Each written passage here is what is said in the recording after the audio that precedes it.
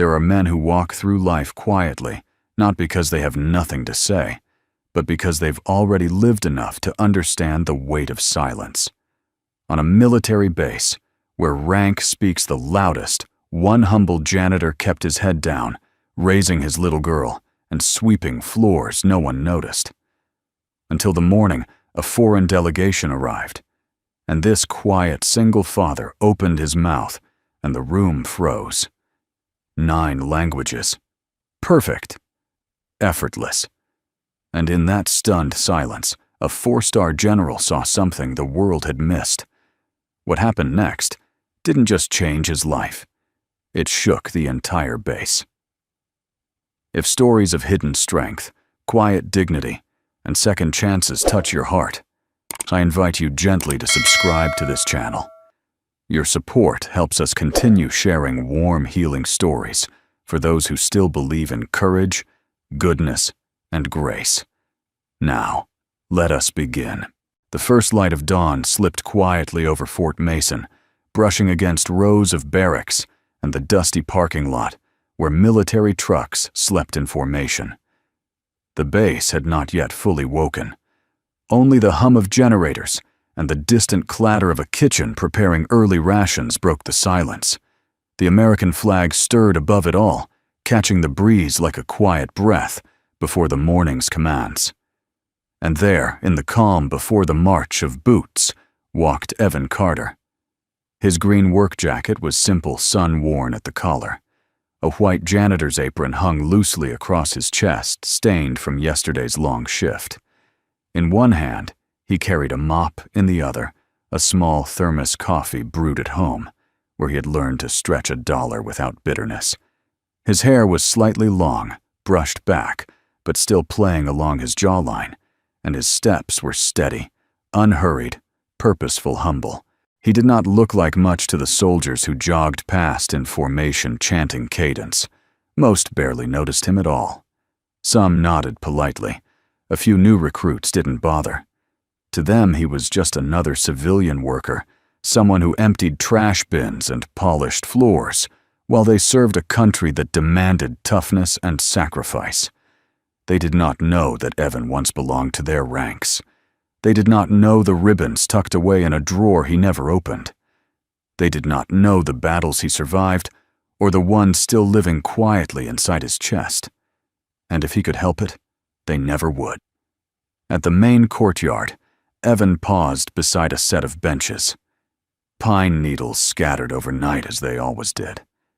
He brushed them aside gently, not because someone demanded it at this early hour, but because he took pride even in the smallest duties. Work done well had dignity. His father once said that. Or maybe he said it to himself enough times that memory had become belief. He opened his thermos, letting steam warm his face in the chilly air. "Daddy," a soft voice behind him. He turned, and there she was, Lily. 8 years old, backpack slung, crookedly blonde curls still messy from sleep. Blue eyes blinking up at the rising sun. She lived on base with him, thanks to a modest worker housing arrangement. Some mornings he walked her to the small school just outside the gates before coming back to mop the halls. Some days he wished he could give her more, but every day he gave her all he had. "You're up early," he murmured, smiling gently as she trotted to his side. "Had a dream." She leaned against his leg, still waking up. "You were flying." Evan's heart paused for just a second. It always did when she mentioned flying, as though part of him still heard the roar of engines and saw the endless horizon he once chased in uniform. But he only ruffled her hair softly. "Sounds like quite a dream." "You looked happy," she added thoughtfully. He swallowed. "I was happy. Because you were watching." Lily grinned, and for a brief moment the world felt just right.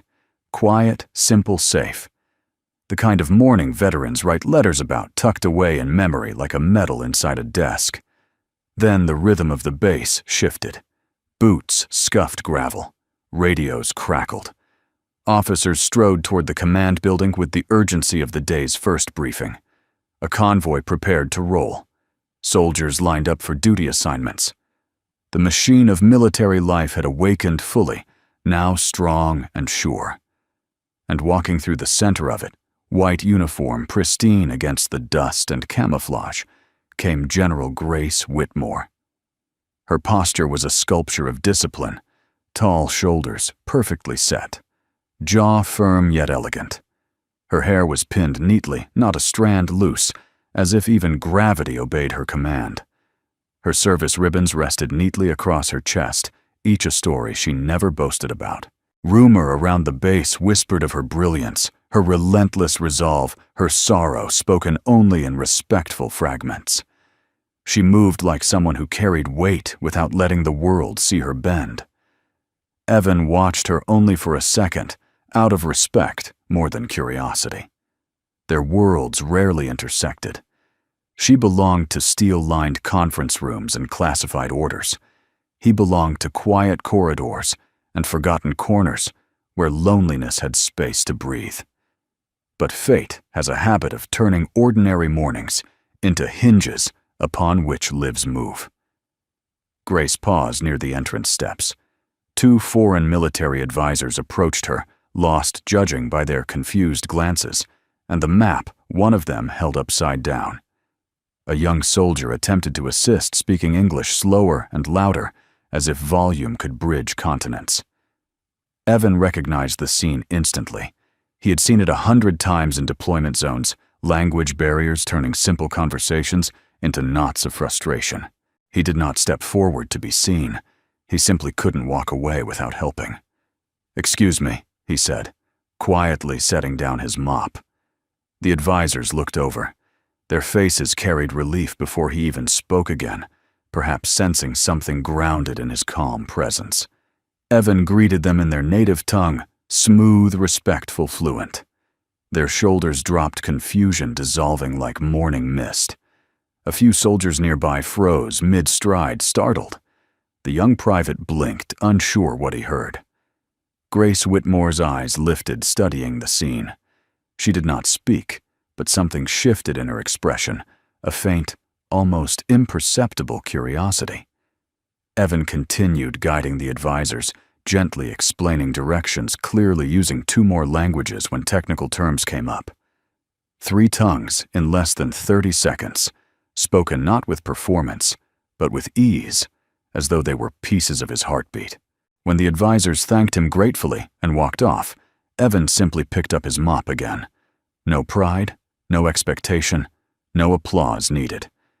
He only whispered to Lily, "Ready to get breakfast, sweetheart," as though nothing extraordinary had just occurred. But Grace's gaze did not leave him. And in that moment, the quiet world Evan built carefully, painfully, intentionally shifted. Not with a roar, but with a single silent recognition. There was far more to this janitor than what met the eye. And the base was about to learn that the most powerful stories often begin not with a shout, but with a whisper. Morning rolled into full motion like a rising tide. Fort Mason buzzed with its usual controlled chaos, boots marching in cadence, radios sparking orders, diesel engines grumbling awake. Yet under all that disciplined noise, a quiet ripple of curiosity spread across the base, like wind brushing tall grass. Someone saw, someone whispered, and soon the story traveled faster than most official memos ever did. The janitor just spoke 3 foreign languages, like it was nothing. No one knew his name yet. Some called him the mop guy, others jokingly Sergeant Suds, because military humor rarely needed kindness to be entertaining. But for the first time, eyes turned his way with a mixture of confusion and interest instead of indifference. Evan Carter, however, walked on as if nothing at all had happened. He never looked for spotlights. They had burned him once before. By mid-morning, he was back inside the administrative wing, pushing his cleaning cart down a hallway, lined with framed photographs of commanders, award ceremonies, and memorial plaques honoring fallen heroes. Each name etched into the metal carried a story, some celebrated, some tragic, all sacred. Evan paused, fingertips brushing one particular plaque without actually touching it. A name he once knew, a mission he could never forget. The kind of memory that lived like frost in the soul, painfully clear, always cold. His breath steadied as he forced himself away. Dwelling never helped. Living did. He grabbed a set of keys and entered the briefing room, a space already humming with fluorescent lights and the faint smell of paperwork. He worked silently, wiping tables, straightening chairs, sweeping crumbs left by officers who didn't always have time to eat properly. His hands moved from instinct muscle memory, shaped by years of doing what needed to be done without being asked. Order brings peace, he once believed. Silence brings safety. Routine keeps the heart steady. A door opened behind him. He didn't turn, he didn't need to. The air shifted in a way he recognized. Presence had a weight, especially authority. Especially hers. Mr. Carter. General Grace Whitmore's tone was calm, but it carried that remarkable quality of hers, soft enough to be human, firm enough to remind the world she had climbed to a rank few ever reached. Evan set his rag neatly on the cart before facing her. His posture wasn't military sharp anymore, but it wasn't casual either. Old habits never truly died. They simply rested like soldiers off duty. General, he greeted, voice low, respectful, but not trembling. He did not stand rigid, did not avoid her eyes. He simply existed with the quiet dignity of a man who knew his worth didn't come from uniforms or insignia. Grace studied him for a moment longer than protocol demanded. She was good at reading people, at measuring discipline, ambition, weakness, fear. But Evan's expression gave away nothing. "Walk with me," she said, not quite a request, not quite a command. He followed her out into the corridor. Soldiers passed and stiffened in her presence. A few glanced at Evan, already piecing together rumors. They walked in silence until they reached a quieter outdoor walkway overlooking the training field. Grace folded her hands behind her back, watching a group of recruits practice drills. "You handled that situation this morning with impressive composure," she began. "Just helping," Evan replied softly. "You spoke 3 languages." He didn't answer immediately. "People get lost sometimes. Directions help." Grace turned her face toward him, not aggressively, not interrogating, but with genuine interest burning beneath the surface. "Where did you learn them?" He could have answered truthfully. Battlefields, covert operations, nights studying with a flashlight while the world slept, mornings when he had to speak calm into chaos so no one else died. Instead, he offered the simplest version of truth. "Life teaches what you need," he murmured. A flicker of something crossed her eyes, frustration, admiration. He couldn't tell. She was a fortress made of willpower and discipline. Yet even fortresses have windows if you stand close enough. "You understand this base better than you appear," she said. "I understand people," Evan replied. Uniform or not. Grace's jaw tightened, not insulted, but thoughtful. "Why are you here, Mr. Carter?" "To work," he said. And that was true, but not the whole truth. To raise my daughter, to stay out of the way. Men with skills like yours rarely choose mops and supply closets. His eyes drifted to the parade ground. Men with scars do. Silence, not empty but heavy, meaningful, like 2 souls standing at the edge of a door neither had yet opened. Before Grace could respond, a pair of junior officers hurried over, saluting sharply. "Ma'am, apologies for interrupting. Colonel Abrams requested your presence in the command center.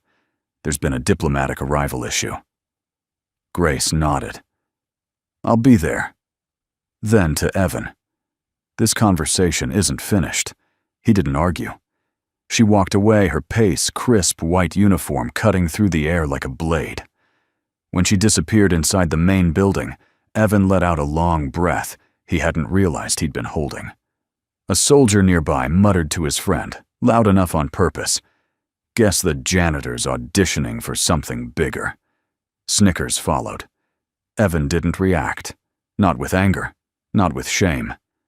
He simply turned back to his cart. The world had always been loud. He had learned long ago that strength is often measured by silence, not reaction.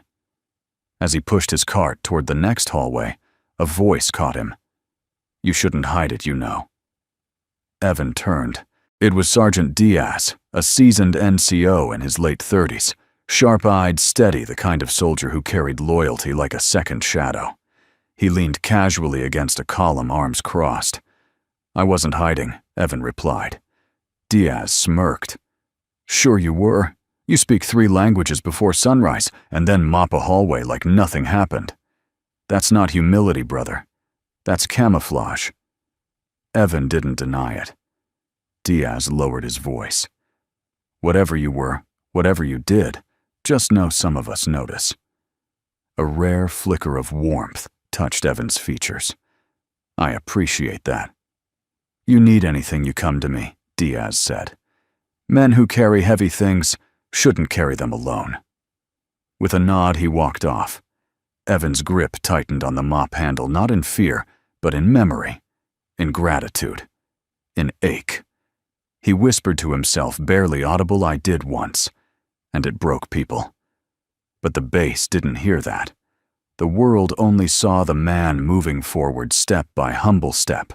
Later that day, as Evan emptied a trash bin outside the administrative lounge, he noticed officers gathered inside, speaking in hushed urgency. On a nearby screen flickered the image of foreign dignitaries in a tense room. Something had gone wrong. He could feel it in the air, tight, sharp, like a wire stretched too thin. Grace was inside, posture, firm voice, low but commanding. He could not hear her words, but he could read her expression, controlled responsibility, urgency, the quiet fire of someone who protected her people not with noise, but with resolve. He admired that. Quiet strength recognized quiet strength, and neither of them knew it yet, but this was only the beginning. Soon, he would not be just the janitor who spoke 3 languages. Soon, the base would learn the truth. Some heroes don't return to be celebrated. Some return simply to heal. And sometimes, healing others becomes the path back to oneself. By late afternoon, the sun stretched low over Fort Mason, painting long shadows across the pavement, like silent sentinels standing guard. The heat eased, replaced by that crisp breeze soldiers often said smelled like discipline and dust. As the base began its slow transition to evening routines, whispers still floated like low radio static through corridors, chow halls, and the motor pool. It wasn't loud gossip. Nothing in the military spread in chaos. Word traveled in clipped sentences, curious glances, knowing nods. The janitor. "No kidding, 3 languages. Smooth as butter." General Whitmore talked to him. "You serious?" Dead serious. Rumor had turned into attention into quiet respect or suspicion, depending on who listened. Evan Carter, meanwhile, continued pushing his supply cart toward the personnel office, head-lowered movements, efficient and unbothered. He polished a brass door handle until it reflected like gold. He realigned chairs in a waiting area. He fixed a torn edge of a bulletin board like it was a matter of pride, not necessity. Small acts, quiet consistency. That was how he lived.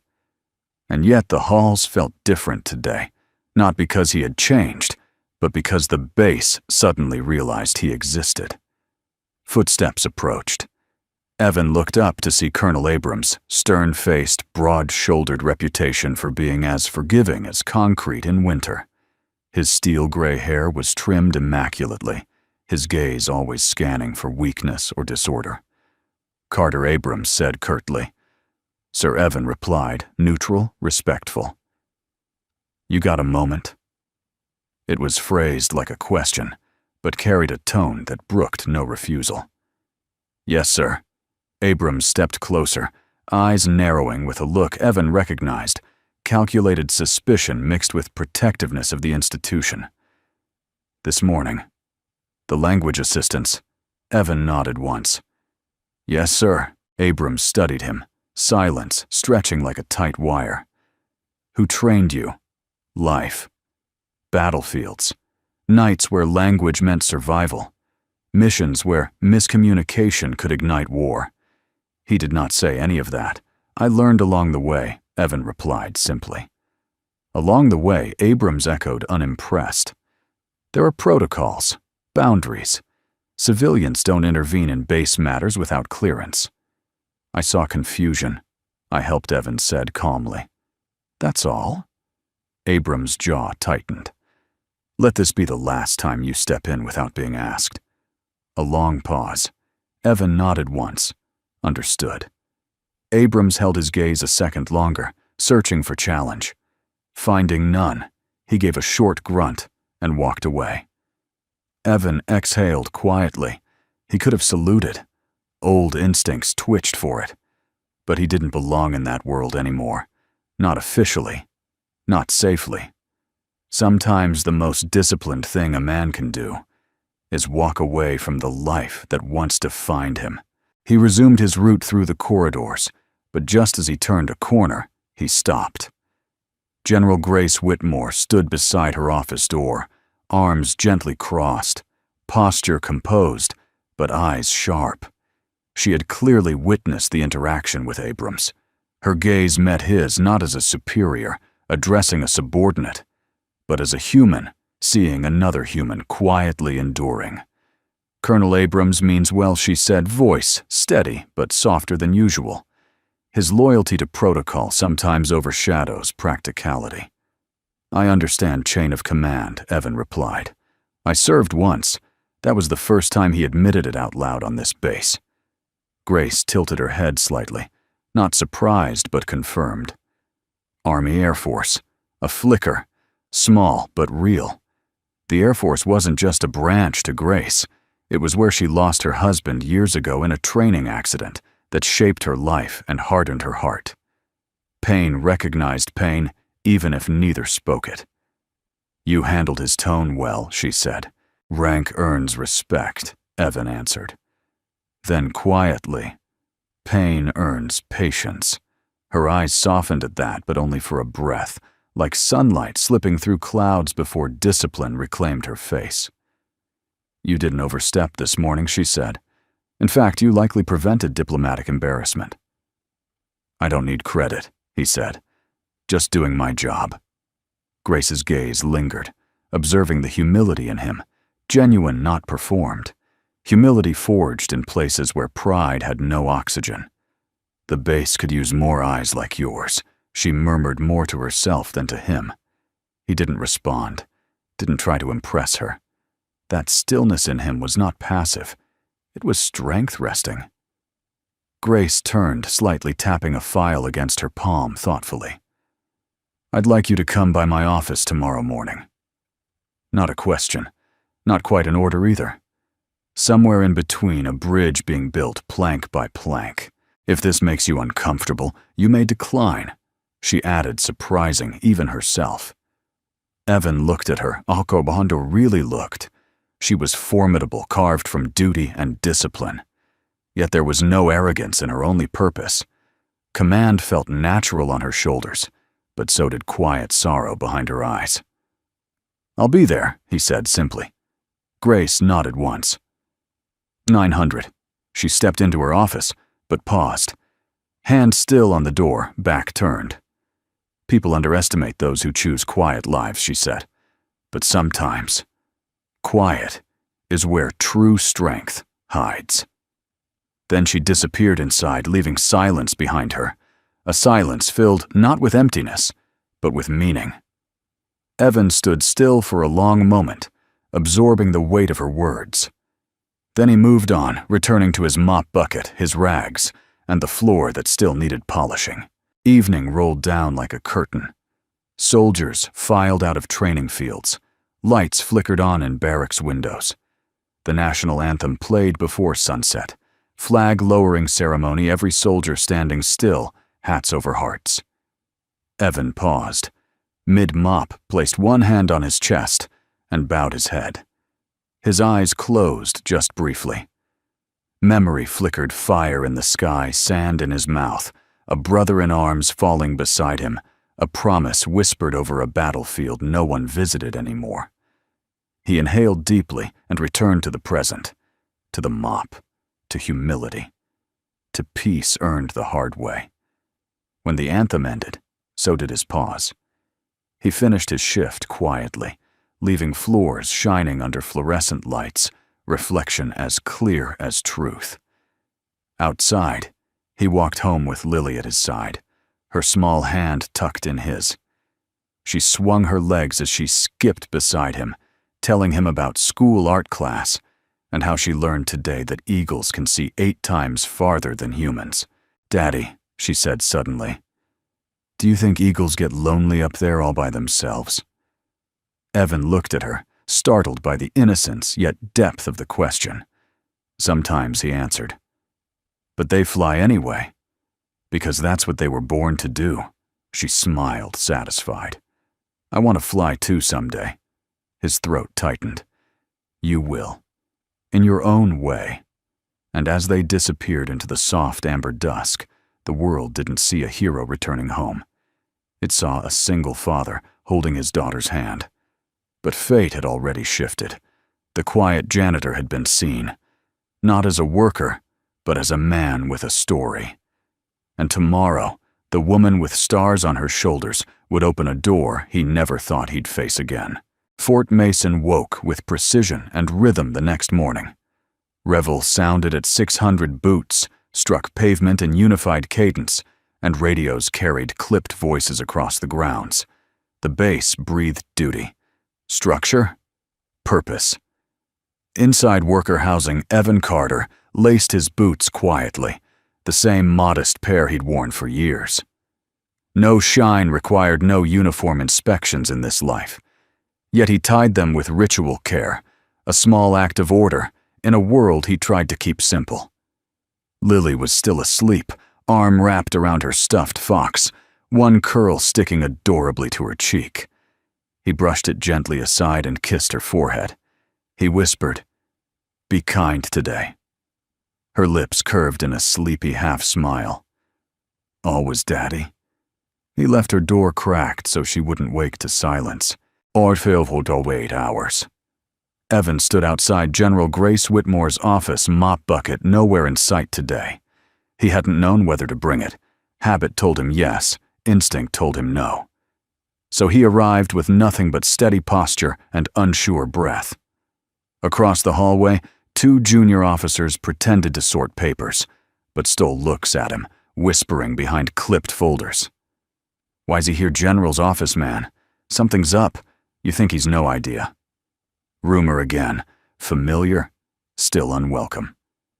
At precisely 1900 the door opened.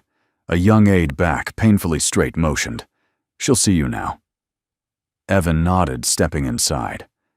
Grace Whitmore's office was an exercise in disciplined elegance, walls lined with framed commendations and strategic maps, Afghanistan, Eastern Europe, Pacific theaters. A folded flag rested in a glass case near a photograph of a man in uniform, handsome eyes, bright smile strong. Evan recognized the look of someone who had died serving his country. He did not look too long. Grace stood by the window reviewing documents on a digital tablet. Morning light traced sharp angles across her uniform shoulders, catching silver hair strands she never bothered to hide. Strength did not pretend with her. Neither did time. "You came," she said, not looking up yet. "You asked," Evan replied. She lifted her eyes. "Many don't answer calls they don't understand." "Some calls," he said quietly, "don't need understanding, just respect." Their gazes held. Neither looked away. 2 disciplined souls forged in different battles meeting on common ground. "Sit," she said gently. He did. Grace set the tablet down. "I made inquiries. He didn't stiffen, but the room felt smaller suddenly. About me. Yes, she answered openly. Evan's jaw relaxed, not in surrender, but acceptance. And she folded her hands. Your service record is sealed. Some things are better left closed. Her eyes sharpened slightly. Sealing doesn't always mean shame. No, Evan said softly. Sometimes it means protection. Grace studied him in silence before speaking again. You were recommended for the Distinguished Service Cross. A stillness settled. Evan didn't blink. I declined, he said calmly. I know. She leaned forward, voice quiet. Why his fingers curled slightly against his thigh. Because recognition doesn't bring back what you lose earning it. Grace inhaled slowly a breath, like someone who understood too well. You protected someone. A pause. Then I failed someone. Their eyes locked, and Grace understood then what most would miss. He wasn't hiding shame. He was honoring ghosts. She softened. You didn't fail. You don't know the mission, he replied gently. I don't need to know. I know the look of a man who carries loyalty heavier than regret. His eyes lowered. Not in weakness, but in humility. I didn't come here to relive the past, General. And yet, she said quietly, the past shapes every step you take. He met her gaze again, slowly, honestly. Some of us walk quietly so others don't have to. Grace's expression shifted, not admiration yet, but recognition. She moved around the desk, sitting closer, not across from him, like a superior grilling a subordinate, but beside him, like someone seeking truth. This base is receiving a joint diplomatic delegation tomorrow, she said. Complex languages, politically sensitive environment. Missteps could spiral. Evan listened calmly. I want you in the room, she continued. His body didn't move, but something behind his eyes shifted like water, disturbed beneath still ice. I'm maintenance staff. You're more. Her tone held zero doubt. That's not my place anymore. Why did you intervene yesterday, then? Grace asked. Most would have walked by. Someone needed help. And you acted. She nodded once, slowly. Your instinct is service, even when no rank compels it. He looked down. Instinct isn't authority, and humility isn't weakness, Grace replied. You navigate people, not just languages. That's rare. He let the moment breathe, choosing silence instead of argument. Then quietly, this isn't my world anymore. General. Grace's voice lowered, never pleading, never commanding. Just true. Maybe the world isn't done with you yet. A crack, a hairline fracture in the armor he spent years building. Not broken, but touched. Evan exhaled softly. If I step wrong, you won't. And if I do, he pressed gently. The consequences aren't yours to carry. They're mine. For the first time, her voice warmed past duty. Burden shared is burden halved. That struck him. Hard. Because only someone who had carried unbearable weight would speak it. He nodded once. Slow. Sincere. I'll assist. Quietly. Temporarily. Grace didn't smile fully, but something eased in her eyes. Good. The door clicked open again. Abrams walked in mid-sentence. Ma'am, we need updated. He froze, saw Evan sitting there. Expression flashed, surprise, suspicion, irritation. What's he? Carter will provide linguistic support tomorrow, Grace interrupted. Tone absolute. Abrams blinked. With respect, ma'am, that's highly irregular. So is losing diplomatic trust due to avoidable miscommunication. Abrams' jaw flexed. We have professionals trained. He has instincts earned in places. Textbooks don't cover. Grace cut in. Silence. Abrams shifted strategies. Liability. I assume full responsibility. Abrams paused. The room held its breath. He swallowed whatever protest simmered in his throat, nodded stiffly, and left. When the door shut, Evan spoke quietly. "You didn't have to defend me." Grace looked at him, a steady, level gaze, meaning, "Yes, I did." Strength doesn't always roar, Mr. Carter. Sometimes it stands quietly beside someone. For the first time, Evan looked away, not from shame, but because gratitude can feel heavier than judgment. He left her office soon after the conversation, lingering like the afterglow of something significant.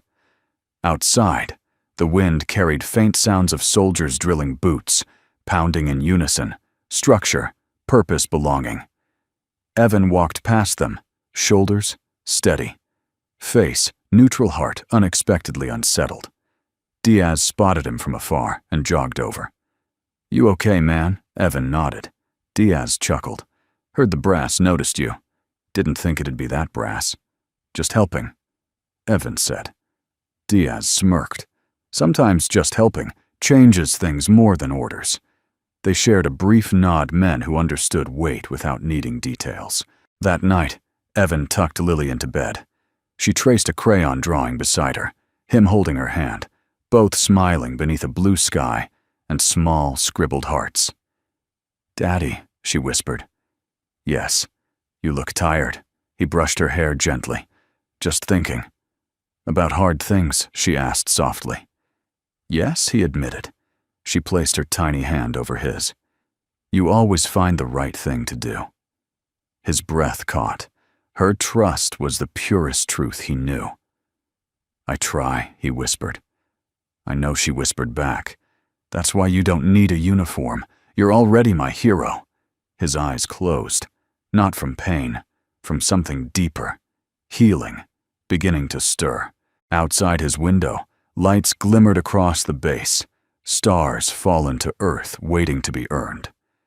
Somewhere in the command building, Grace reviewed tomorrow's plan, her thoughts returning again and again to the quiet man who swept hallways like sacred ground. 2 lives, 2 worlds drawn slowly, inevitably toward intersection, not with noise, not with force, but with quiet recognition. The next morning dawned with a tension that seemed woven into the air. Fort Mason buzzed with preparations for the diplomatic briefing, like a hive disturbed, yet disciplined. Vehicles were positioned, conference rooms, polished flags, straightened until every crease seemed ironed by duty itself. The scent of coffee metal and fresh paper filled the corridors. Everyone moved with purpose, and amid it all, a janitor walked quietly with a folder tucked under one arm. Evan Carter wore clean work pants and a pressed shirt, not because he needed to impress, but because respect, like discipline, was a habit he never shed. He didn't wear rank decorations or insignia. He carried dignity and silence. In the hallway outside the main briefing room, a group of junior officers huddled near a water dispenser, eyes darting toward him. "That's him," one murmured. "The janitor. He's not just a janitor." General hand-picked him. "Yeah, but why him over the translators? Maybe he saved the president, and we just don't know," someone joked too loudly. A nervous laugh echoed, but no one truly laughed. Soldiers could smell mystery the way wolves smell storm air. Evan didn't react. He stood calm, clasping his hands lightly in front of him, waiting for instructions he never asked to receive.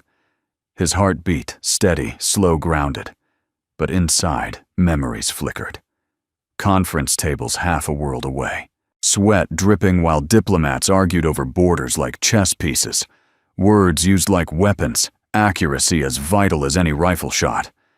Back then he wore a uniform. Today he wore humility. General Grace Whitmore approached from the far end of the corridor, stride, sharp expression composed like granite, warmed by a hidden ember. Conversation ceased as she passed. Her authority didn't demand silence, it commanded it. She stopped beside Evan. "You ready?" she asked quietly. "No one is ever ready for diplomacy," he replied. "But I'll be present." Grace allowed the smallest breath of amusement. Presence is often what changes outcomes. They entered together, Inside the conference room resembled a small war room dressed in diplomacy's clothing. National flags lined the walls, a polished oak table gleamed at the center, and screens displayed live feeds from international military observers. High-ranking officers filled seats American allied partners and 3 foreign advisors, whose expressions already carried strain. 2 translators stood ready with headsets, tablets, and formal posture. Colonel Abrams noticed Evan and stiffened. "Carter," he said flatly. "Stand by the back, no speaking unless asked." Evan nodded. Understood. He didn't bristle. He didn't shrink. He simply took position along the wall, quiet as a retired blade returning to its sheath. Grace's gaze flicked briefly to Abrams, unreadable but sharp. Then she called the room to order. "Begin." The first 20 minutes passed smoothly. Introductions, agenda review, firm nods, polite diplomatic phrasing. The translators handled initial exchanges well enough, though they worked with textbook precision rather than lived fluency. Then the foreign general leaned forward, brows tight. He spoke rapidly, words sharp with meaning the translators struggled to catch. One translated phrase stumbled, twisting an idiom into something bordering on offense. A shift rippled across the room, subtle but dangerous. Miscalculation. Misinterpretation. These were how wars sometimes began. Grace lifted a brow, sensing the tremor beneath diplomacy's surface. Her gaze flicked toward Evan. He stepped forward before being called, but not arrogantly, just with calm certainty, like a man stepping into rain knowing he won't drown. With respectful tone and posture lowered slightly, not a challenge, but honor, he translated the foreign general's meaning, precisely restoring nuance, returning dignity both directions. He spoke softly, smooth, balanced, like a man placing stones across a river for others to cross safely. The tension thinned. The foreign general's eyes widened slightly. Then he nodded with genuine respect. A small ripple of acknowledgement rolled across the table. But the translators stiffened, pride bruised. Whispers rustled from 2 seats down. "Who is this guy?" Colonel Abrams leaned back, jaw tight. He said nothing, but resentment curled like smoke behind his eyes. The discussion resumed, and Evan returned to the wall. He did not bask. He did not seek approval. He simply listened, attuned not only to words but tones, breaths, glances, cultural pauses. 1 hour in another, misunderstanding emerged this time from an American officer, inadvertently implying military oversight, in a way that sounded like territorial intrusion. A fraught moment. The room chilled. Grace exhaled slowly. Evan stepped forward again, not waiting for chaos to bloom. He lowered his voice tone, gentle, offering an alternate phrasing with grace and humility, not undermining the officer, but enriching the meaning like polishing tarnished silver rather than discarding it. The foreign delegation relaxed. Not a crisis averted, just tension dissolved by human understanding. Yet those small dissolutions build peace, brick by brick. As the meeting adjourned for a short break, murmurs filled the room again. Not dismissive this time, but curious, impressed, reluctant, begrudging admiration. A foreign advisor approached Evan directly. "You speak like someone who has sat at tables in dangerous rooms," he observed. Evan dipped his head respectfully. "I've sat in many rooms." "That is not an answer," the man replied with a knowing half-smile. "It is the only one I live with comfortably," Evan said quietly.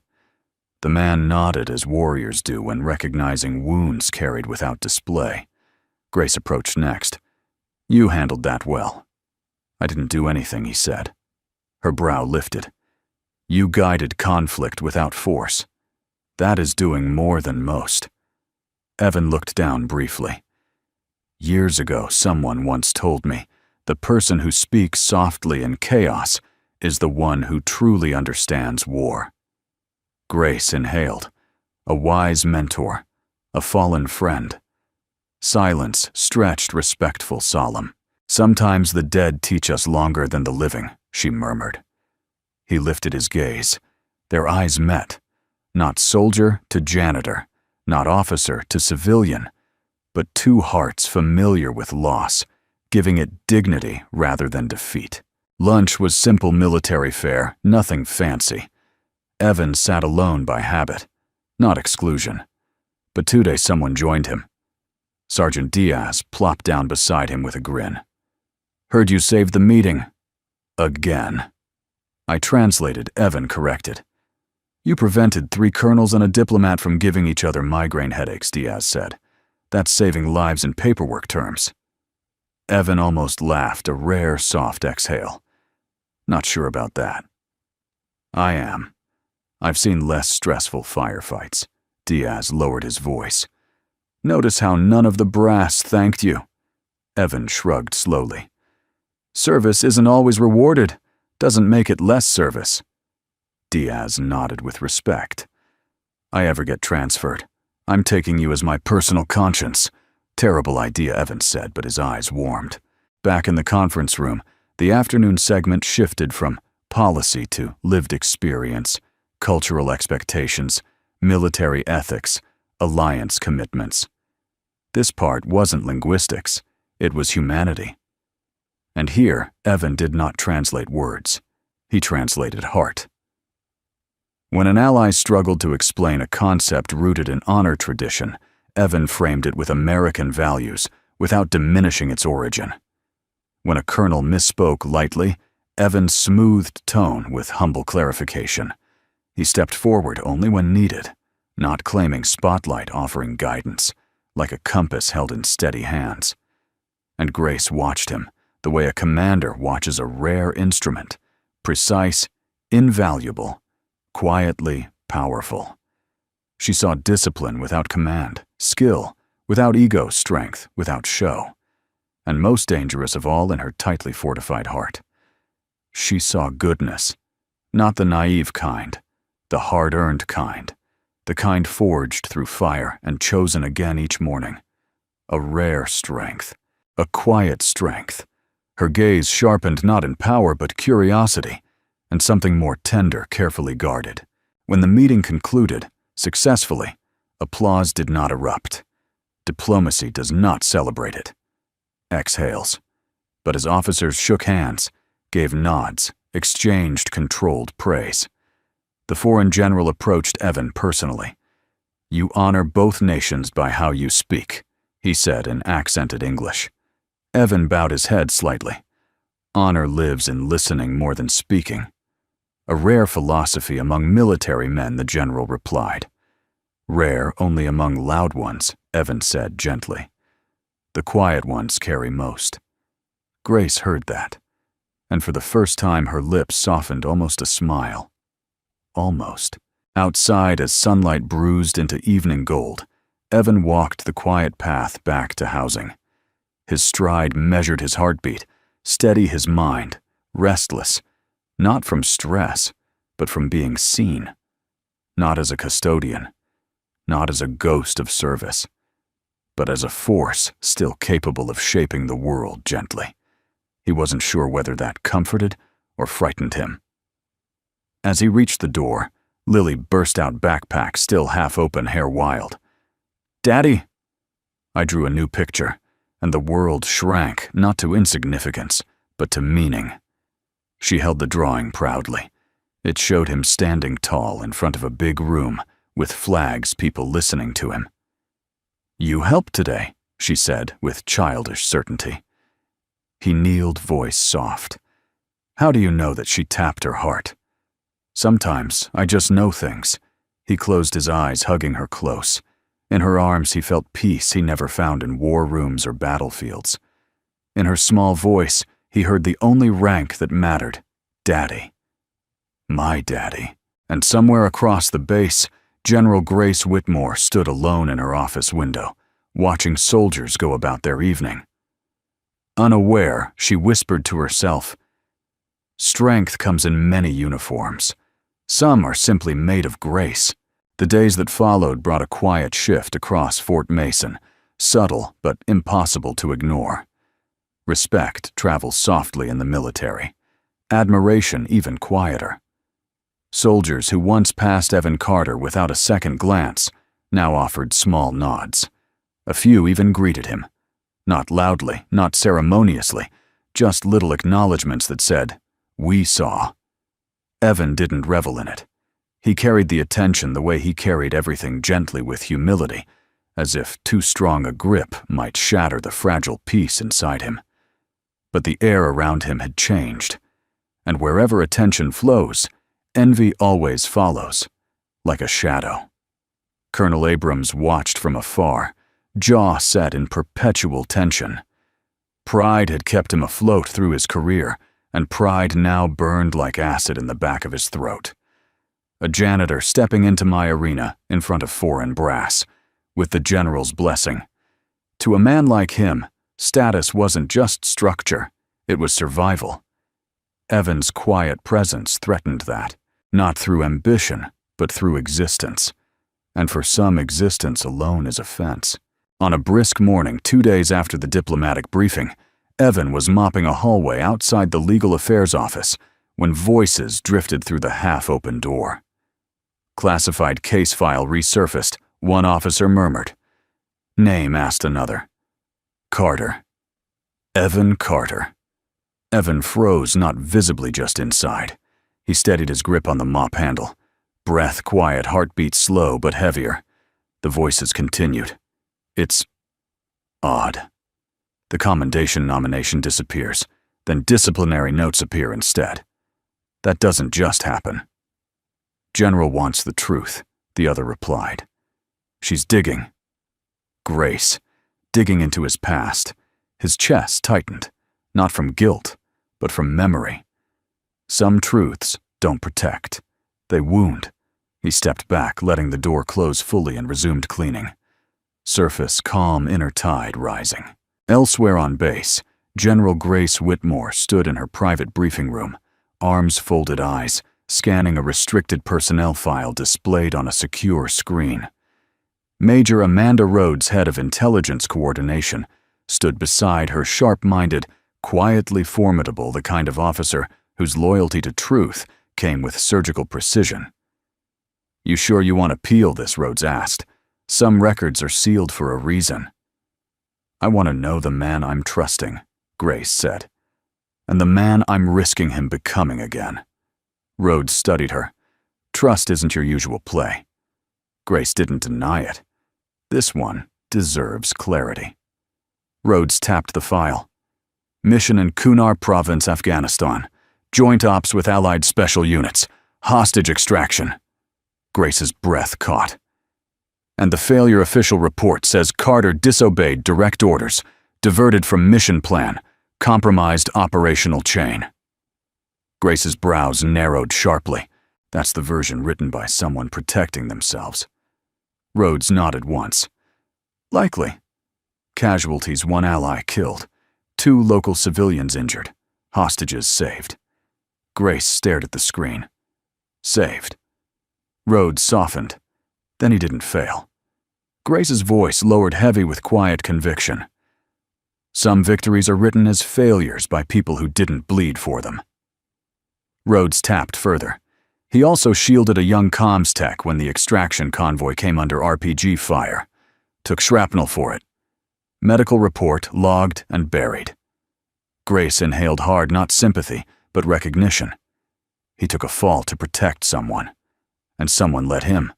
Rhodes confirmed. Grace clenched her hands behind her back, posture rigid, not from anger, but from respect and sorrow. She was a woman who understood sacrifice carved into bone loss, carried like another limb. "Who sold him out?" she asked. Rhodes hesitated, voice lower. Abrams was in the oversight chain. Grace closed her eyes briefly. Restraint, fighting fury. When she opened them again, steel tempered her gaze. "He didn't lose his honor," she said quietly. "It was taken." Rhodes lowered her tablet. "What do you want to do?" Grace answered without hesitation. "Restore truth." And Carter. He asked for peace, not redemption, Grace murmured. He didn't come to rise again. He came to survive. Rhodes nodded. Then the question isn't whether he's worthy of more. Grace looked toward the window, watching soldiers march in formation. It's whether we allow a good man to remain invisible because it's convenient. Later that afternoon, Grace found Evan wiping fingerprints from a glass walkway railing, quiet, precise, focused. She watched him a moment before speaking, voice low but steady. You served in Kunar province. Evan's hand paused just for a breath, then continued. Long time ago. You saved hostages, she said. Some, he answered. You shielded a young operator. She continued. Silence. And someone erased that. He didn't turn to her. You looked. Yes. Why you deserve truth. I deserve quiet, he replied softly. Quiet isn't the same as being erased, she said. I wasn't erased, he whispered. I walked away. She stepped closer. Not imposing, standing beside rather than above. You took blame that wasn't yours. I carried what needed to be carried, so someone else didn't have to. He stopped wiping, leaned slightly on the rail. It was the right thing. Was it fair? She asked. He finally turned to her eyes, steady but world-worn. Fair doesn't always save people. Doing what's right does. She studied him, breath deep with emotion she rarely let surface. Good men shouldn't have to bleed alone. He shook his head slightly. Every good soldier bleeds alone. That's how we keep others warm. Grace felt that like a blade wrapped in truth. And yet she said softly, You raised a daughter to see light, not wounds. His voice gentled. She's the reason I learned peace, and the reason you hide.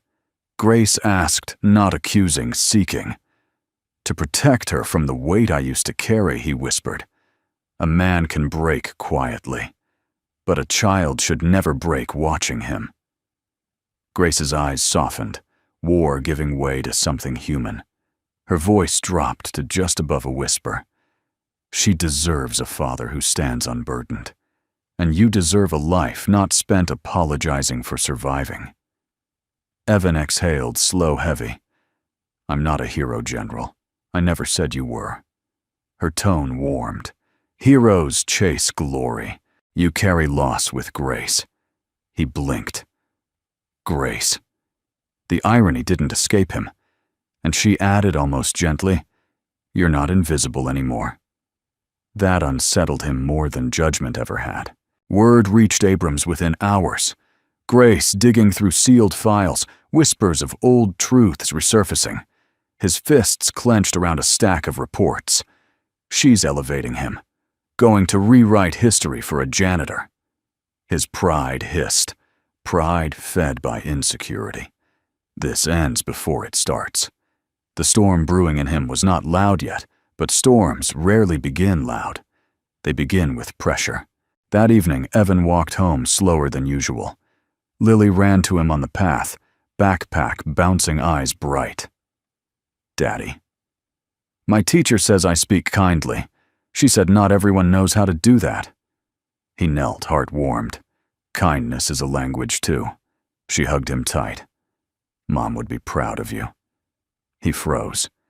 Rarely did she mention her mother. Loss touched her life young, yet she never let it harden.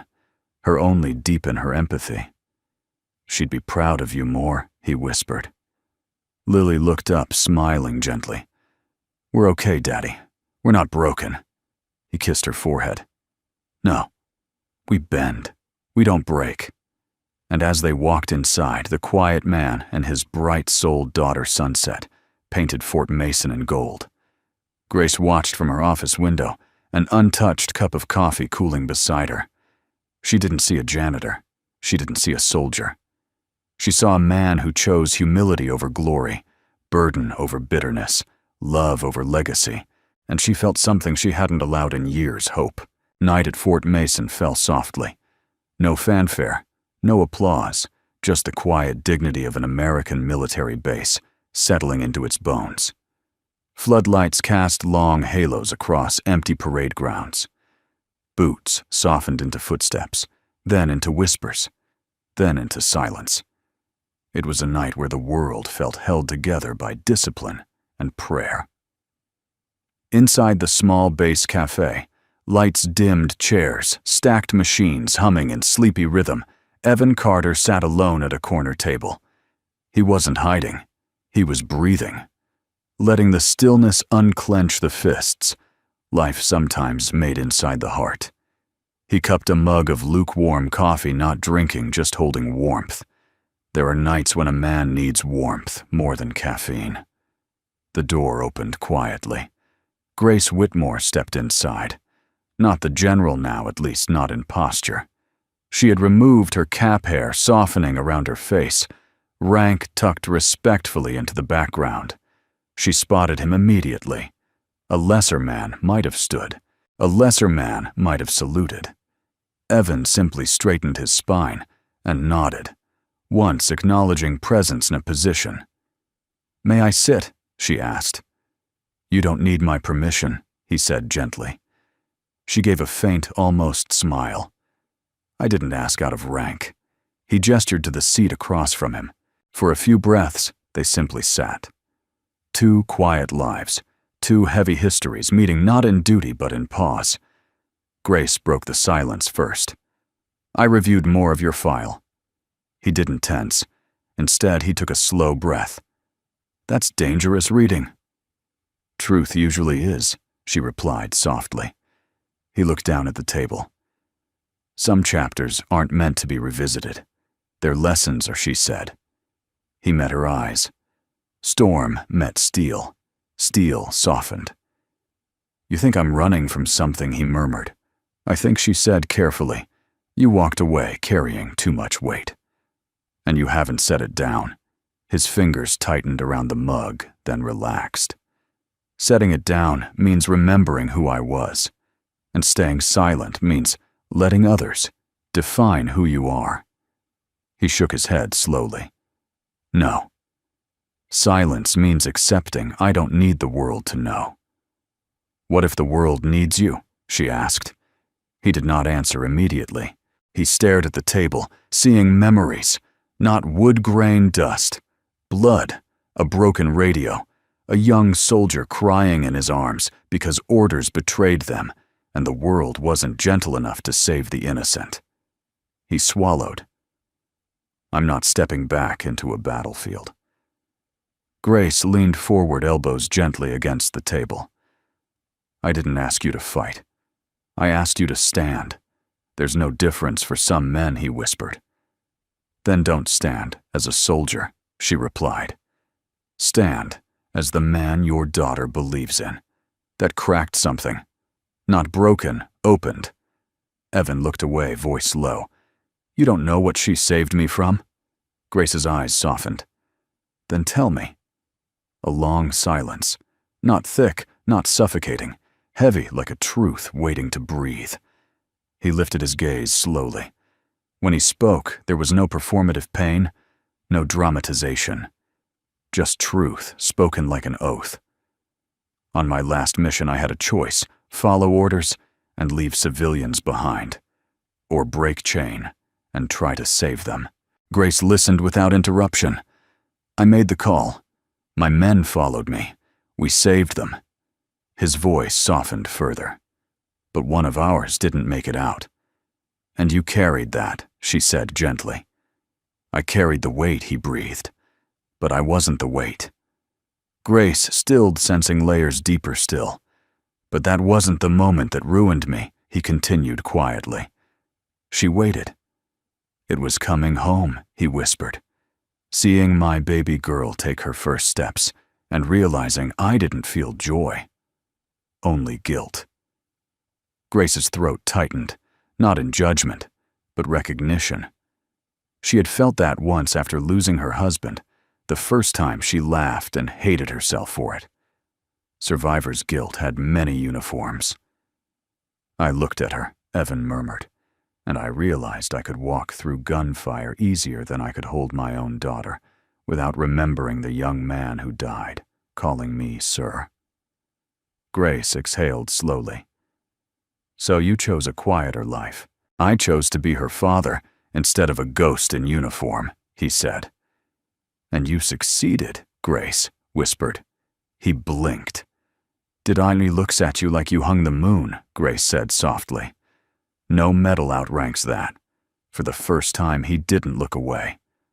What about you? Who did you walk away? For Grace's jaw tightened, but not in anger. In vulnerability. My husband was a pilot, lost in a readiness exercise gone wrong. After that, duty was easier than feeling. And strength became armor, Evan said gently. And tenderness became weakness, she whispered. They sat in shared truth. 2 wars, one fought overseas, one fought inside. Evan's voice shifted quieter, deeper. You don't have to be stone all the time.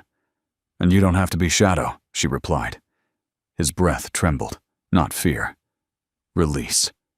Recognition. Outside, night deepened. The base slept. Duty rested. But here, 2 people finally exhaled years of silence. Grace stood slowly. Tomorrow we face pressure again.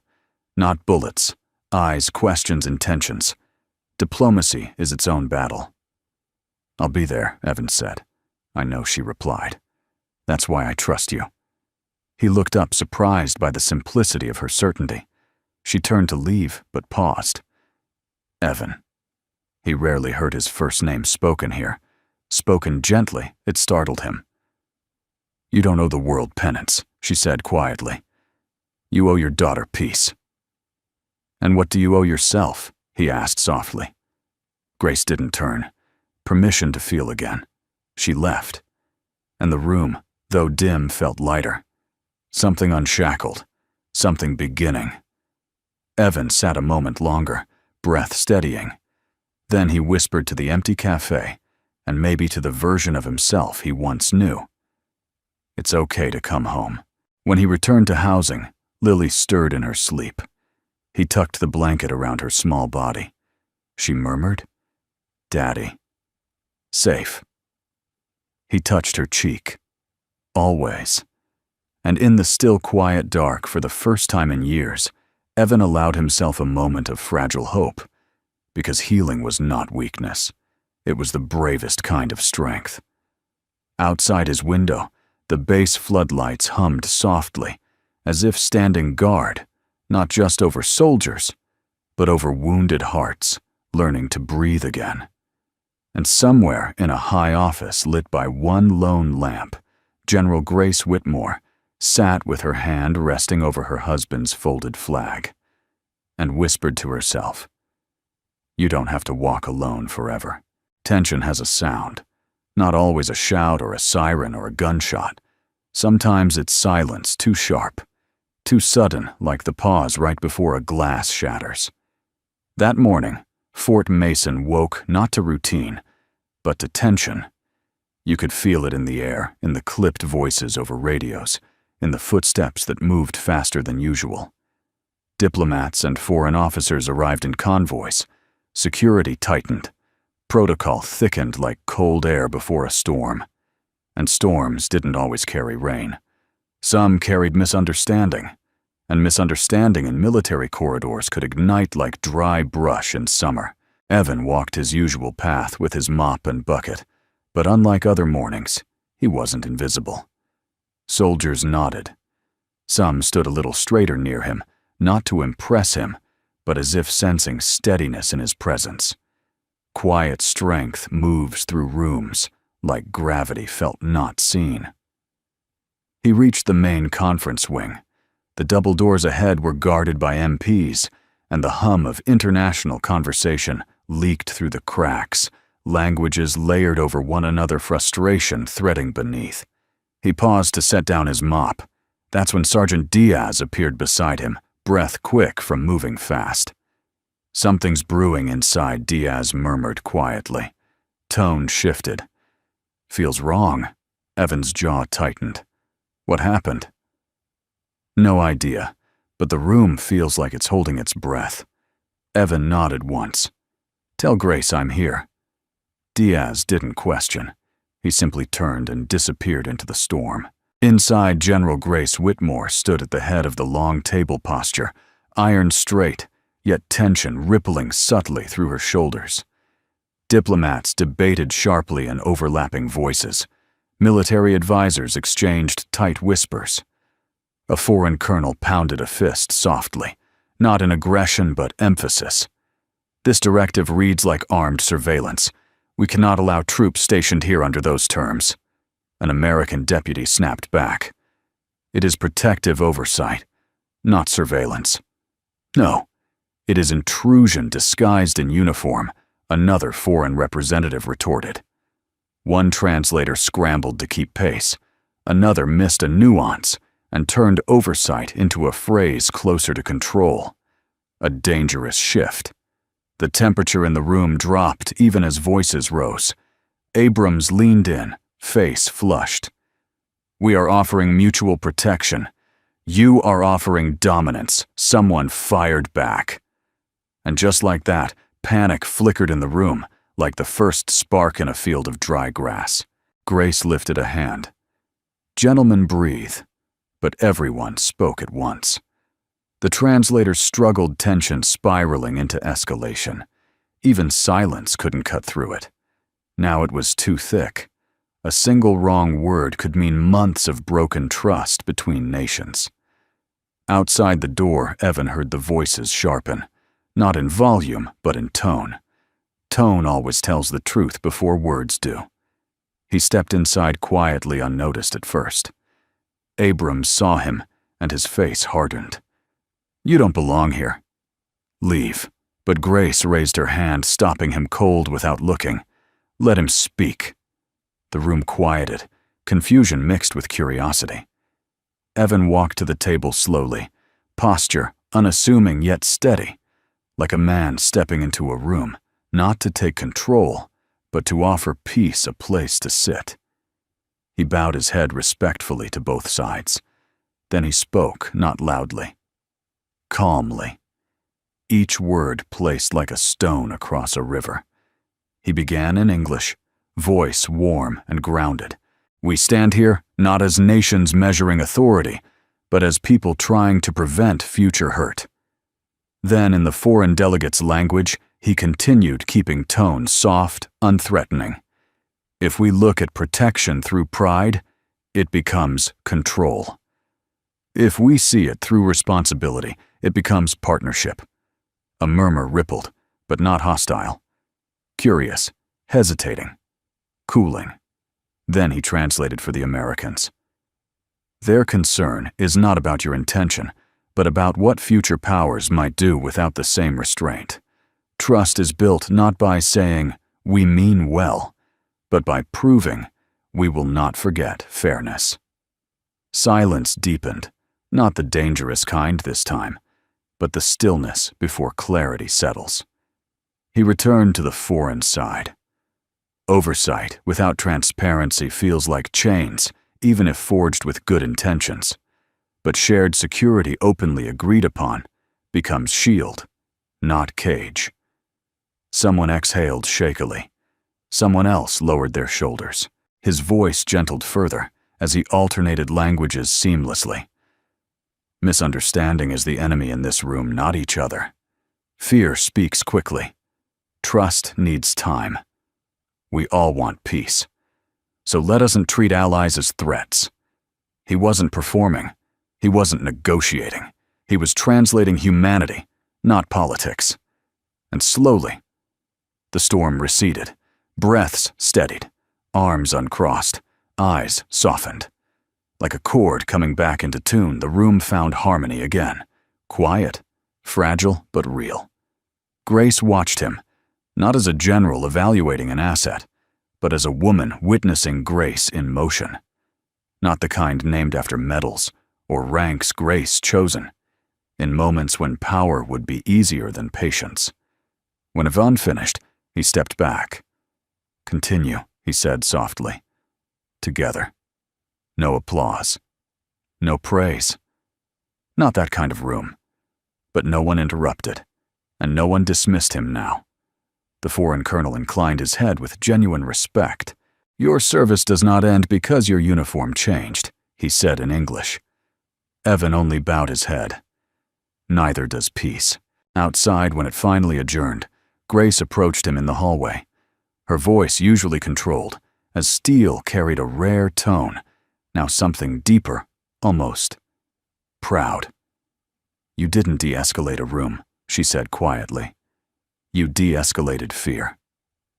Evan looked up, eyes steady but tired. Fear listens to kindness faster than commands. Grace studied him. "You don't act like a man who lost his place." Evan answered softly. "I act like a man who finally learned where he belongs." "And where is that?" she asked. He breathed in slow, steady. "With my daughter. In peace. Serving quietly." Grace's voice thickened, not with pity, but emotion hard-won. Peacekeepers often never find peace themselves. He nodded once. "I'm trying, and you're succeeding more than you know." Their eyes held for a long, quiet moment, not intimate yet, but tender. Two hearts no longer armored against hope. Diaz appeared breathless and grinning. "You just prevented 20 years of international headaches, amigo." Evan gave a gentle half-smile. "I prevented a misunderstanding. That's all." Diaz snorted. "That's how wars start, and how good men stop them."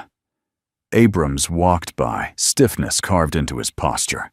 He didn't speak, but his silence carried a warning the simmer before boil. Grace noticed, and her eyes hardened not in anger, but in readiness. Protective. Evan didn't see himself as someone who needed defending. But sometimes strength lies not in standing alone, but being allowed to stand with someone. That night, Lily climbed onto Evan's lap with her sketch pad. "Daddy, guess what I drew?" He looked. It was him again, standing between two groups of stick figure people, hands, open, smile, peaceful. "What's this one?" he asked softly. She beamed. "You kept people safe today." His throat tightened. "How did you know?" She tapped her chest. "Because when someone is good, you can feel it here." Evan hugged her. His heart steadied. In another building, Grace stood alone by her window, watching lights fade across the base. She whispered a truth she hadn't allowed herself in years. Some heroes whisper. And just like that, the quiet man who once tried to disappear had done the one thing he never expected. He became seen, not for rank, not for glory, but for character. And that kind of recognition is the hardest to earn, and the most impossible to hide. The morning after the crisis dawned clean and golden, as if the sky itself wanted to wash away yesterday's strain. Soldiers moved with renewed purpose, conversations low and steady, order restored, trust stabilized. And yet Fort Mason felt different. Not loud, not frantic, but quietly aware that something had shifted beneath its foundations. Evan Carter walked along the walkway between administration buildings, the soft scrape of his boots matching the slow rhythm of his thoughts. He carried his cleaning cart again deliberately firmly, as though anchoring himself in simplicity before the world tried to name him something else. He had prevented escalation, translated peace, steadied a room of egos and flags. But this morning, he polished door handles like any other day. You cannot polish pride without dulling peace. And Evan chose peace. Sergeant Diaz approached, coffee in hand. "Morning, brother." Evan nodded. "Morning." "You slept at all?" Diaz asked, eyes narrowing as if he could detect truth in the lines of Evan's face. "A little." Liar, Diaz said lightly. "You got the 'I carried the world yesterday' look. It was just people talking," Evan replied. Diaz chuckled. "When you do it, it's diplomacy. When I do it, it's gossip." Evan almost smiled. "We all have roles." "Yeah," Diaz muttered. "Some of ours just need updating." Before Evan could respond, an aide hurried toward them. "Mr. Carter, the general requests you in the command briefing hall." Diaz whistled softly. "Here we go." Evan merely nodded. He wasn't anxious. Not proud, just steady.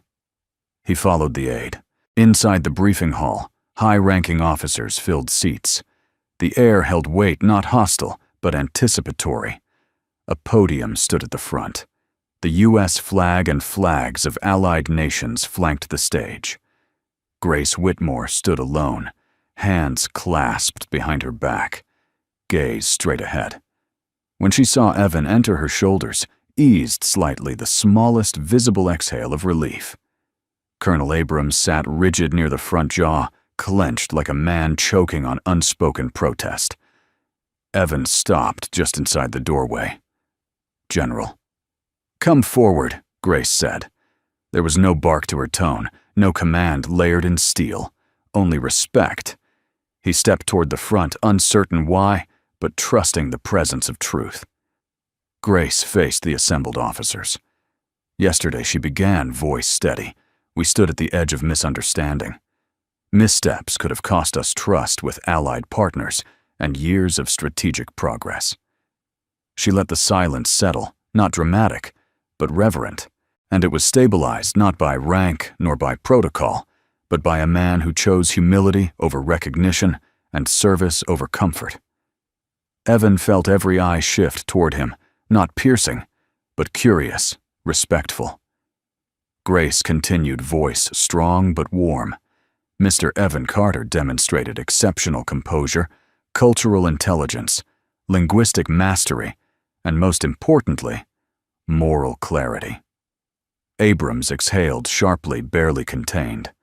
Grace did not acknowledge him. This base and our mission were strengthened because of him. A ripple moved through the room, not applause, but the dignified weight of acknowledgement. Grace turned to Evan fully.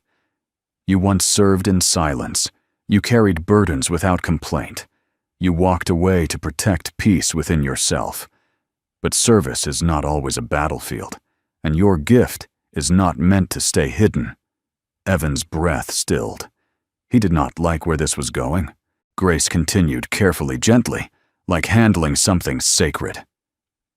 "Evan Carter, I am formally appointing you as Special Strategic Language and Cultural Advisor to Fort Mason with civilian authority and access equivalent to senior staff advisors." A low murmur spread surprise approval and, in Abrams' case, thinly veiled fury. Evan did not speak. His heart beat slow, heavy. He wasn't flattered, he was shaken. Grace lifted the official document. "This is not charity. It is recognition, earned in silence, delivered with honor." She held it out to him. He stared at it, not refusing, not accepting, suspended between who he was and who he was being asked to become again. "General," he said softly, "I left that world for a reason." Grace lowered her voice, not for secrecy, but intimacy of truth. "You did not leave service. You left pain." Their eyes locked, wounded heart to wounded heart. "And this," she said, "is not a call back to war. It is a call to purpose." He swallowed the weight of choice pressing against ribs that once held shrapnel and grief. "Who am I?" he murmured, "to advise leaders again?" "Who are you not to?" Grace replied gently. "You walked through fire without letting it turn you hard. That is leadership." His eyes glistened, not from pride, but from the ache of being seen so clearly it almost hurt. Abrams stood abruptly. "This is absurd. Emotional favoritism, nothing more." Grace cut him off with a look sharp enough to slice steel. "This decision stands." Abrams clenched his fists. "You can't rewrite his record." Grace turned fully toward him, voice quiet but lethal with truth. "I am not rewriting it. I am restoring what was stolen from him." A stunned hush fell. Evan closed his eyes. Truth spoken aloud feels heavier than silence ever did. He breathed once, deeply grounding himself. When he opened his eyes, there was something changed, not louder, not brighter, steadier, like a man remembering his spine was steel, not memory. He accepted the document, but gently, as if afraid to wake old wars. "Thank you," he whispered. "No," Grace replied, voice soft. "Thank you for surviving and choosing goodness." After the meeting, officers approached Evan one by one, not crowding, but offering brief nods, quiet acknowledgments. Warriors don't always shake hands. Sometimes respect is the way they hold their shoulders around you. Abrams stormed out jaw tight, a warning in his shadow. Diaz clapped Evan's shoulder. "Look at you, hermano, rising with no ladder." Evan smiled faintly. "Just walking." "Yeah," Diaz grinned, but now people finally see the footprints. Later, outside under late afternoon sunlight, Evan found Grace standing near the flagpole watching soldiers drill. "You didn't have to do that," he said. "Yes," she replied quietly. "I did." He looked at her voice low. "I don't want a life of titles again." "And I didn't give you one," she said softly. "I gave you a platform to lift others." His chest ached, not with pain but with possibility. "I'm not sure I'm ready," he murmured. Grace's gaze gentled. "No one worth trusting ever feels ready. They just walk forward anyway." Wind moved her hair, softening the lines of authority into humanity.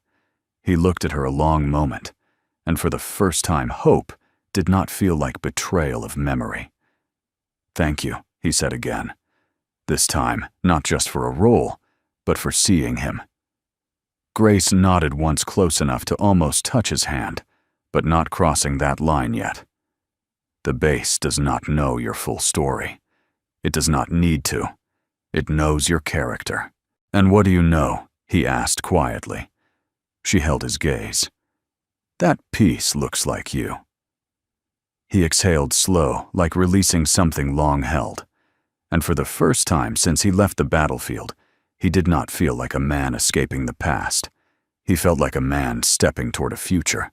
Not alone, not invisible, not forgotten, but seen, valued, called. And that changes everything. Fort Mason settled into a new rhythm in the days following Evan Carter's appointment. Nothing dramatic changed, not outwardly. There were no trumpets, no handshakes on parade grounds, no newspaper headlines. That was never Evan's world. But subtle things shifted. A young ensign once too proud to greet a janitor now held doors open for him. Foreign officers asked for him by name.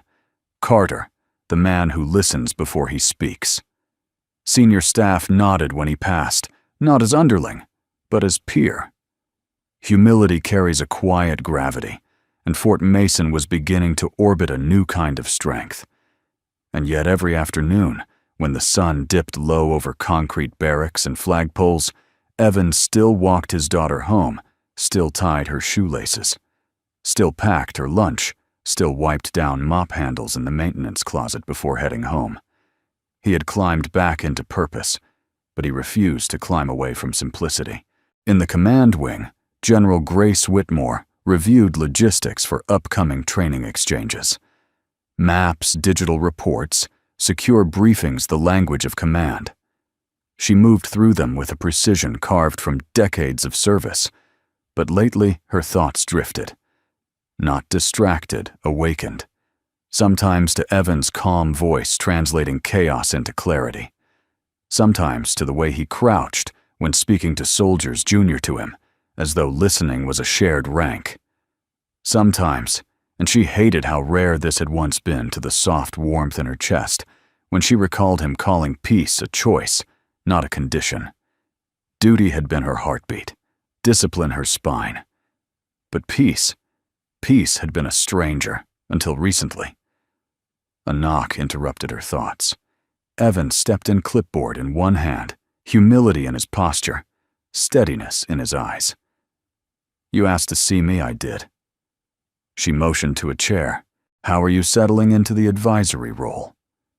He sat still with that gentle respect, never assuming position, learning to walk without disappearing. She smiled, small, genuine. "And how does that feel?" "New," he admitted. A little strange. Like wearing an old uniform you're not sure still fits. You wear purpose well, Grace said softly. He chuckled a warm, low sound. Purpose wrinkles less than pride. She inhaled not a laugh, but a sound of recognition. I've seen pride ruin men who never saw a battlefield. And humility, steady men who walked through hell barefoot. Evan looked down briefly. Sometimes humility is just another word for rebuilding. And you're building well, she said. His eyes lifted, steady, grateful. So are you. Their silence wasn't awkward. It was full, like two people remembering they still had hearts inside all the armor. Days passed, and Evan's role grew naturally.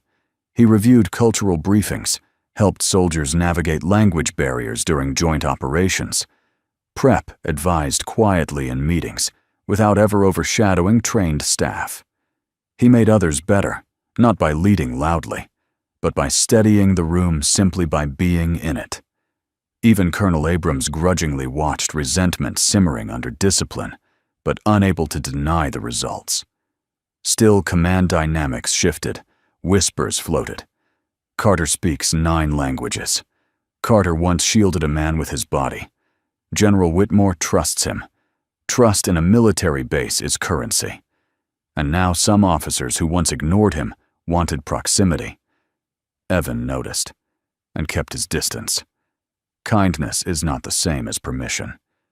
But one afternoon, a soft voice broke his focus. Mr. Evan, he turned. Lily stood there, backpack askew, cheeks flushed from running. Behind her, a corporal smiled apologetically. She insisted on finding you herself. Evan kneeled. Everything okay, sweetheart? Lily grinned, holding up a drawing, him standing beside Grace. Lily between them holding both hands. You and General Grace are friends, she declared proudly. Evan flushed slightly. Grace, who had just stepped out of her office, paused mid-motion, hearing every word. He cleared his throat. We work together. No, Lily insisted solemnly. You're friends. I can tell. Grace approached, kneeling too. Medals and stars lowering themselves to meet a child's eye level.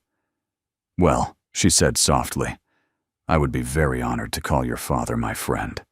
Lily studied her, then nodded like a queen granting approval. Good. He needs more happy. Evan's breath caught. Grace's eyes softened deeply, vulnerably. And what about you, Lily? Grace asked. Oh, I have, happy, Lily said confidently. But Daddy has quiet. Happy. He needs loud happy, too. Grace glanced at Evan, and this time the warmth in her eyes wasn't subtle. Maybe so. Lily beamed, hugged Grace impulsively, then darted off to find lemonade. Evan stared at the floor, suddenly shy, a man who could stand between nations, but stumbled under a child's truth. Grace murmured, She sees more than most adults. She sees hearts, Evan said quietly. Mine included. And mine, Grace asked before she could stop herself. Evan looked at her, steady, honest. Especially yours.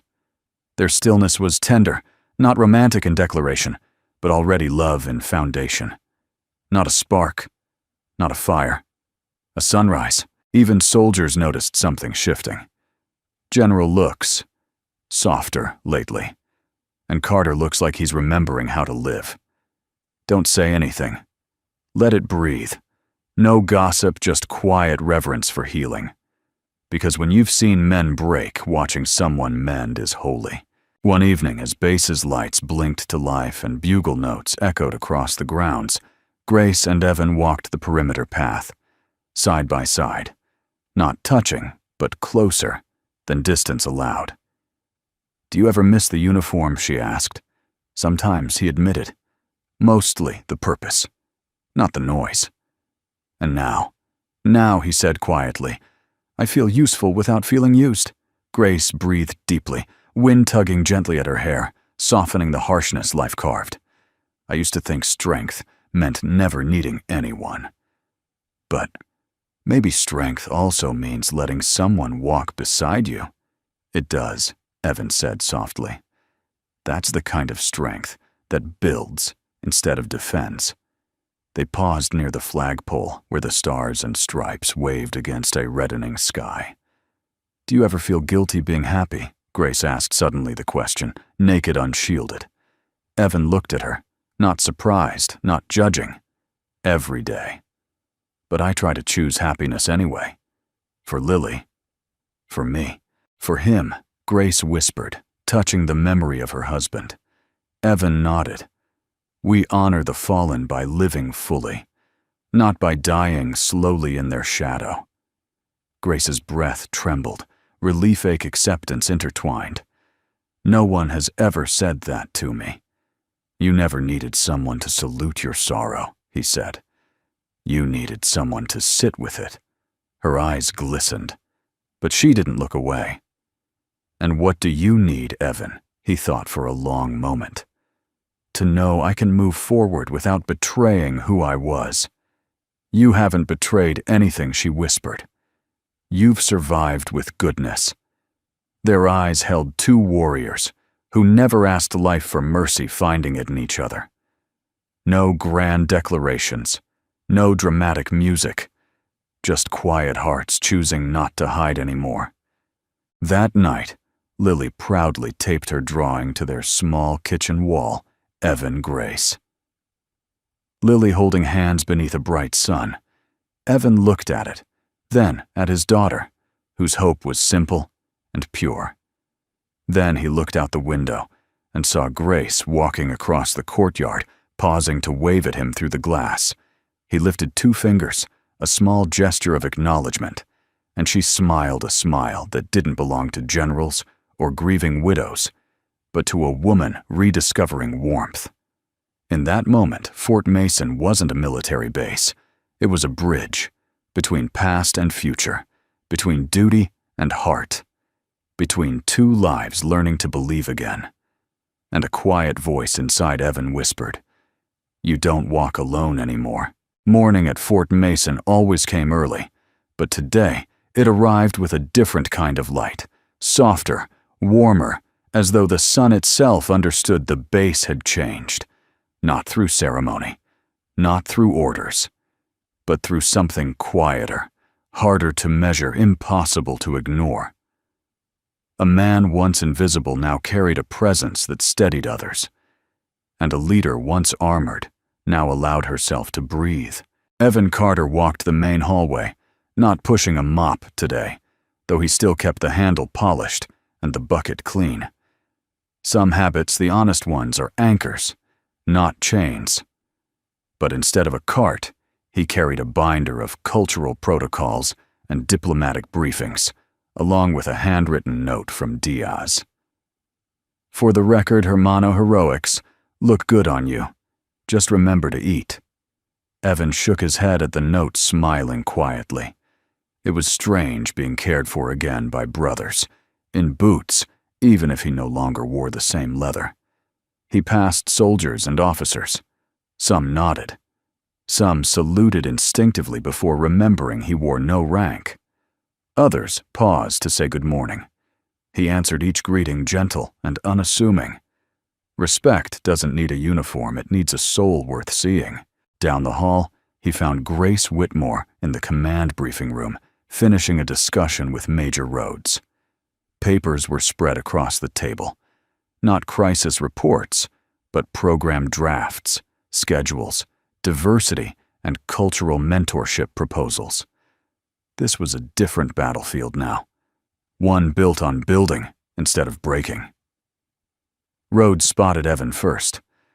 Good morning, Advisor Carter, she said with sincere professionalism, but her eyes carried quiet gratitude. Morning, Evan nodded. Grace turned.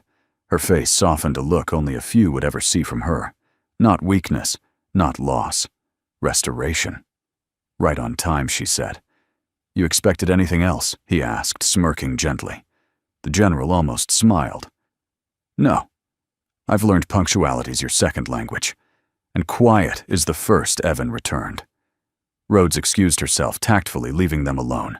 Grace crossed her arms, not in defense, but comfort. The council approved the new initiative. Training program, he asked. Not just training, she said. Opportunity. She opened a folder. Inside was a new program charter, Quiet Valor Initiative, identifying and developing talent among overlooked personnel, civilian enlisted, and veterans for strategic roles. Evan inhaled slowly. You built this. We built this, Grace corrected gently. Your journey deserves to become someone else's beginning. He looked at her, the weight of purpose settling not like burden, but blessing. How many people? As many as we can lift, she answered simply. A soft knock sounded. Lily poked her head in ponytail, crooked little backpack, dragging at her side. Daddy Evan walked over and crouched. Shouldn't you be in class? They said you're important. Now, she whispered conspiratorial. So I get to visit. He laughed softly, the kind of laugh born from healing, not humor. That's not how class works. Grace approached, kneeling as well. Lily, how about you help us with something? Lily's eyes widened. Me, yes, Grace said gently. We need ideas. If you could help all the people on this base feel seen, how would you do it? Lily considered, seriously, tongue pressed to her teeth, in deep 8-year-old concentration. Then, easy. Make sure everybody gets a smile every day. Grace blinked. Evan did too. Just one smile, Grace asked. No? Lily corrected. One real smile. Grace swallowed a quiet ache, warming her voice. I think we can work with that, Evan whispered. Smart kid. She's you without the scars, Grace murmured. He looked down, humbled.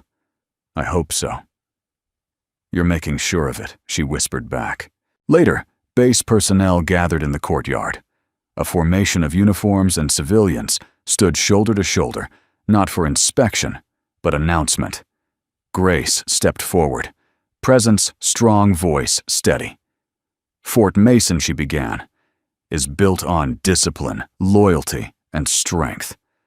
But true strength is not always loud. Sometimes it sweeps floors.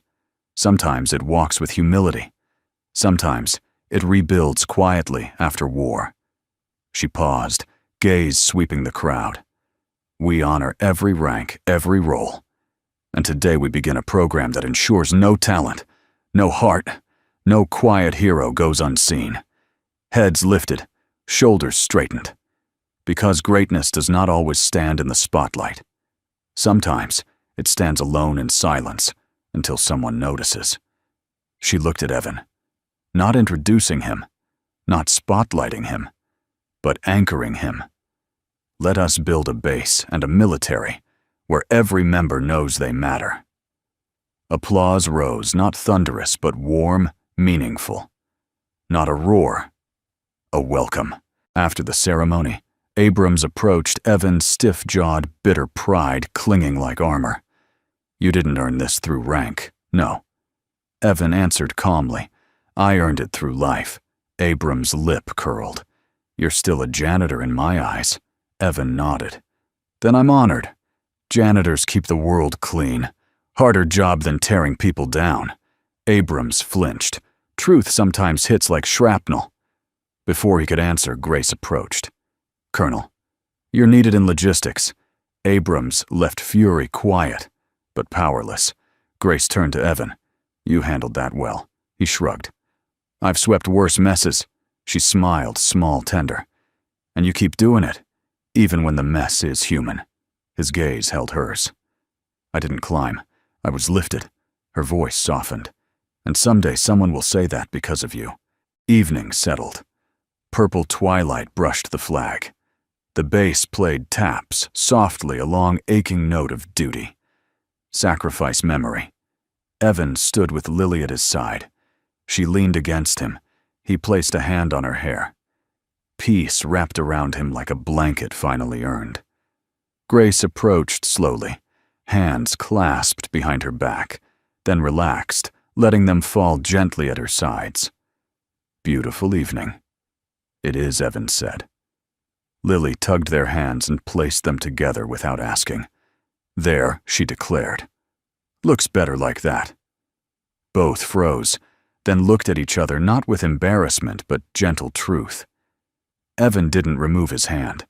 Grace didn't withdraw hers. Slow healing had brought them here to a moment simple, quiet, sacred. The wind lifted the flag. The last note faded. And in that silence, Evan spoke, voice low, steady. "You don't have to walk alone anymore." Grace's eyes shimmered, not with grief, but relief. "And you don't have to hide your strength." Lily beamed. "So we're a team now." Evan and Grace exchanged a look, quiet commitment, gentle certainty.